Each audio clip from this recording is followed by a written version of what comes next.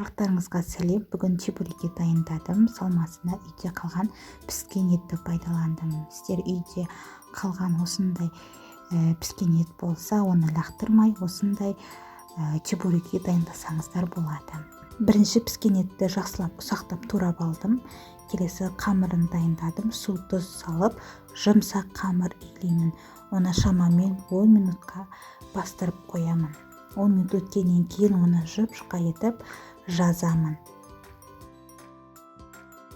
Қамырымызды жұп-жұқа етіп жайып алдым. Енді осылай дөңгелек етіп кесіп аламын. Енді салмасына мен алдыңа етті турап қойдым. Оған тұз, бұрышын саламын. Қаласаңыздар жуа салсаңыздар болады. Осылай ортасына салып, шанышқымен басамын. Жақсылап екі жағынан айналдыра отырып басып шығамын. Осылай барлық қамырымызды орап салып шығамын.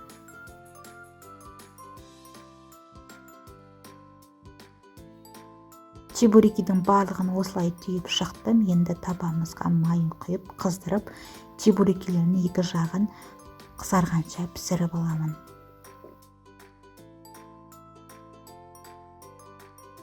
Осындай дәмді қытырлақ чебуреки дайын болды. Әрі оңай, тез дайындалады. Сіздер де жасап көріңіздер. Менің каналыма тіркеліңіздер.